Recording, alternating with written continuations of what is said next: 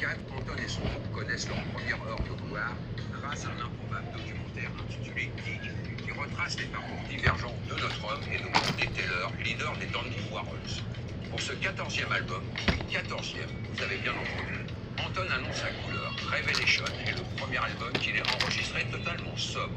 Revenu des expériences extrêmes, sans Dieu ni maître, Anton a cette fois choisi l'apaisement pour composer le plus simplement du monde dans son studio à Berlin. Cela s'entend tout au long des 13 chansons de la rock psyché dont lui seul a le secret et qu'il sort sur son propre label. Tout cela mérite bien quelques questions. You know, I didn't care for Jack White's music so much. You know, this is okay. I don't care. Alright, enough of the jabber jabber. Okay, so to what I'm at here, this is I decided to do a standalone tech video on pressing the wheel studs in. There's a couple different ways to do it. So our end product is gonna be this. Looks like a crown of thorns, but pressing the wheel studs in, and if you can see there, you're pressing them in using the way I was taught to do it, a T10, and I like this method. No air chisel involved, no clumsy banging with a hammer. It's all about your little mini press. So, and then we're gonna drive in the hub studs. I did this one because I wanted to find out all about this in advance of the tech video, but let's see if we can get that. Totally impressed by this. Didn't come with directions, like don't use an impact gun on it, but yeah, totally impressed with the M8 by 1.25 installing these. But we'll get to that when we go to put these studs in. We're going to do the wheel studs first. So in order to get to this, you take this. There we go. And you need a deep alloy wheel lug nut. Like that. You know, off some, I don't know, Lexus with a deep wheel toed alloy lug nut. And you need two washers, a thin wall and a thick wall, but both the same size spec. I believe I want to say M14, but they slide over the. These are Toyota washers too. It's important to use all metric stuff. Let me use no SAE stuff, and I'll explain that later. So, if nobody's seen this before, it might blow your mind. I'm not sure if anyone's ever seen it before. I've never showed it or anything, but so there's splines in here, female splines, and of course these have male splines. So what I like to do is I like to engage it with my finger and find out where it's kind of like engaged, and then I hold it there, and then I find the elliptical side of the washer, which you can see has no wear on it or no marks. That goes on first, then the smaller washer, again elliptical side down. Then I hand drive on this, keeping my finger pressure on here, run it on, and then watch this, folks. This is my Milwaukee 3/8 impact. You can see that there. Hopefully you can. I'll do another one close up, but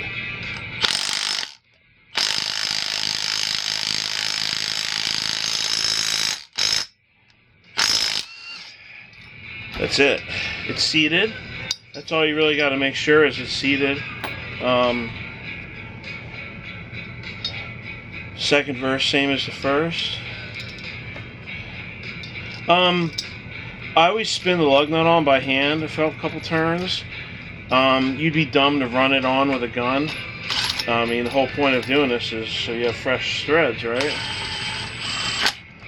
So let's see if we could get this close to the camera here. Let's see, about right there. Hopefully that's it. Watch this.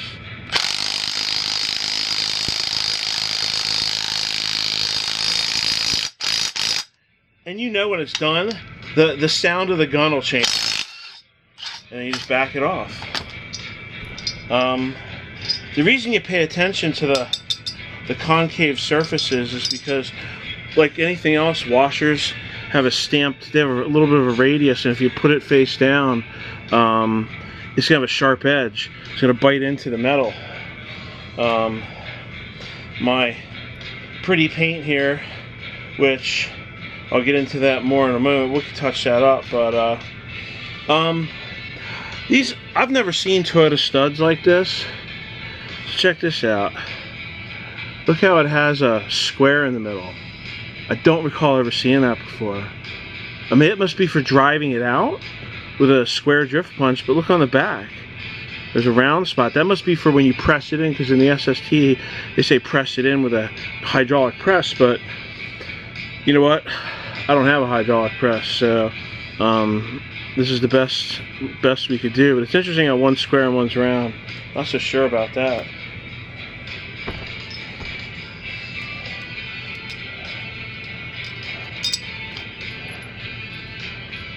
But essentially what you're doing here is you're creating a little press. I'll do it from this side so you can see, but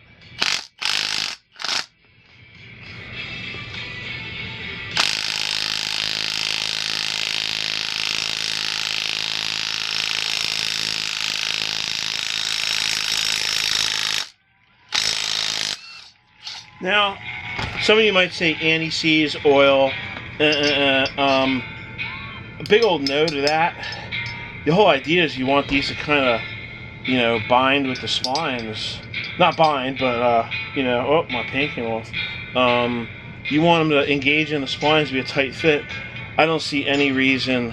If anyone says put anti-seize or copper coat or oil, I'm not so sure about that. That's not how this was taught to me. It's all about fast, efficient, and, well, the right way to do it.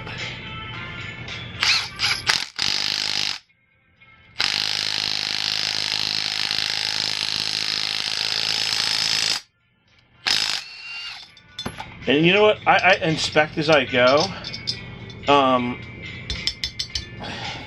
little stuck on there.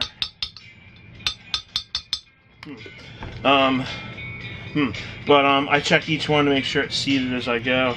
I guess the paint factor is starting to... you know why? It's hot. It's warm to the touch. So it's gelatinized the paint, the lacquer. The lacquer has a low temp melt.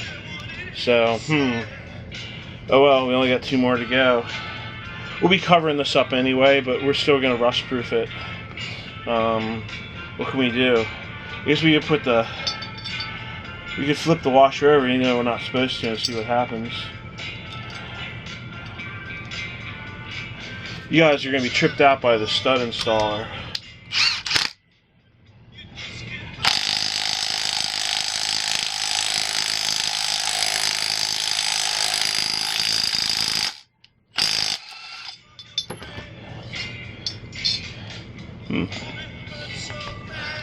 Perfectly seated, man.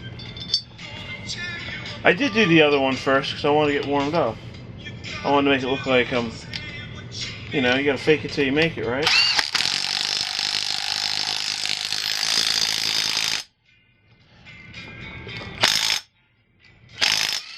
That's funny, that went in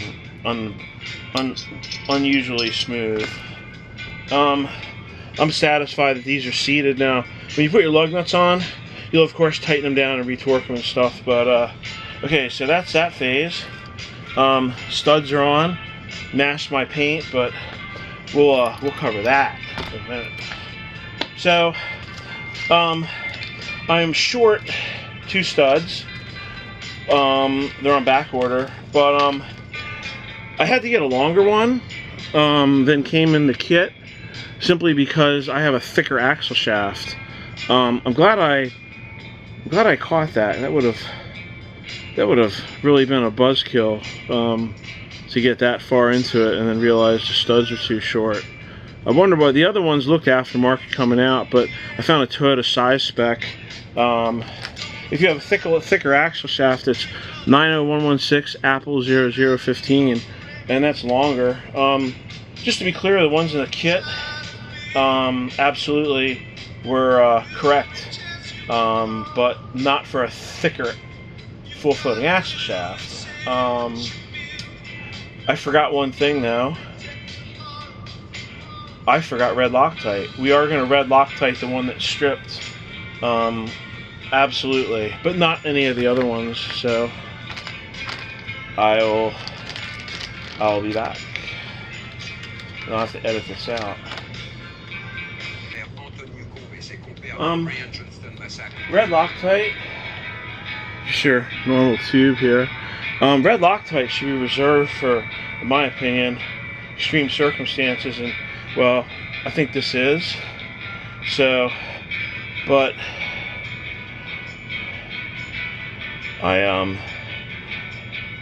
drive shaft hardware, blue Loctite. This is definitely a red Loctite application. I'm gonna put a. I'm just worried that this is gonna be shorter than this one, but hopefully not. Hopefully I'll figure that out. So the kit came with an Allen key, and you see that feature there? There's a ball inside there, a ball bearing, if you can see it. And so far I haven't had to release the hex key ball bearing feature. I just twist it off and it kind of pops off. So this one may be different though. But threaded on by hand, and I can't tell you how I wanted to put these in with power tools, but no. Feels like the threads are gripping real good. Red Loctite cures in the absence of oxygen. It does not cure in dry. Loctite's kind of carcinogenic, so as I do this without gloves. But it would be interesting to take this down and see how far it bottoms out, but I'm okay with that. That would, like, if this was if we were doing this tomorrow, I'd wait 24 hours for this to cure. Now the rest of these, they won't get red Loctite because they've got the factory green stuff. But totally, this 10-piece metric stud is funny. This should say Toyota on it or JIS because these are all the Toyota size specs right here. M12 by 1.25, M10 by 1.5, I'm sorry, M12 by 1.5, M10 by 1.5, M10 by 1.25, M8 125, M6 by 1.0. It's made for Toyotas. It's kind of fascinating, really. Hopefully I'm getting this on camera.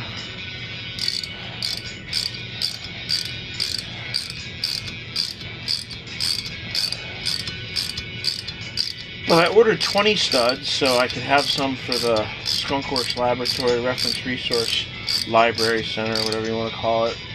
Just have them in stock for a rainy day. And I'll tell you what, I'm gonna put a piece, that short one, I'm gonna make sure I tighten that by hand and not run it in with an air gun because that makes me nervous. So yeah, I'm too short. The pins, I got dowel pins, they go in the axle shaft. But this is an important topic. Part number 42, 444, 35050. Later on, after FJ62, I don't want to quote FJ80, but I think so. The timeline is right. Toyota started putting paper gaskets. It's a waterproof paper gasket between drums. And I didn't tighten that down. Between drums and hubs or axle shafts. So we're going to do that too, and that's going to prevent any type of it prevents like metal on metal electrolysis and corroding. And these are some sort of waterproof material. but they'll absorb oil and stuff, you know. So, but I got a 10-pack of them, and they'll be incorporated into the final install. But this is what I like to call modern materials with a pure space mindset approach. Why not use something to it improved upon? Just because they didn't spec it on the microfiche doesn't mean it's a bad idea. Brake drum, hub, axle shaft. Sounds logical to me, so I'm going to shoot for it. And then I didn't get this sucker tightened down. Oh, wrong way. But yeah.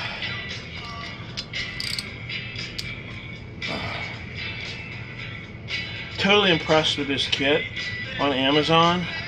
I highly recommend it for doing any. Now, you couldn't install these studs with it. It's only a threaded stud application, to be clear. So I figure somebody might wonder about that. So that's it. We'll wait till we get cheers. So we'll wait till we get our 2 more studs. And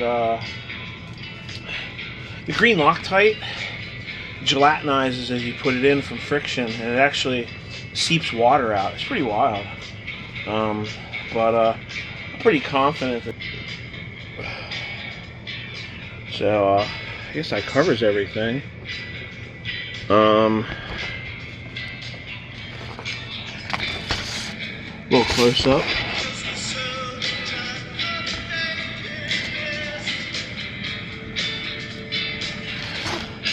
But that's how you put in wheels. So you see how fast and efficient it is, and they're all seated. I'm gonna hit these with some clear coat just so they don't rust. They're already galvanized, but we have paper gaskets on this side. I'll probably hit the threads here. We did the face here with a little satin clear so it won't flash. You can already see the inside of here already flash. No big deal. Maybe I should have cleared it. But you know, oh well. And then oh, I got these. Part number 901131003. They're your brake drum retainer V-head bolts. So we'll put one in each here, kind of for good measure, just to give it the allure that we're getting close. It's funny, I've never paid attention to these screws before, but they're there for a reason. It squares up the drum so you could adjust the brakes without having the wheel on, which is important. Otherwise, the drum will oscillate and fall off. There's probably some paint in here. Oh, maybe it's the paint, but that felt bindy. So that's them. Oh, and that's the wheel studs. And that's the green studs. I don't think there's anything special about the wheel studs. I ordered them from the microfiche, but I ordered them for a full floating rear axle, so yeah, that'll be it. Well,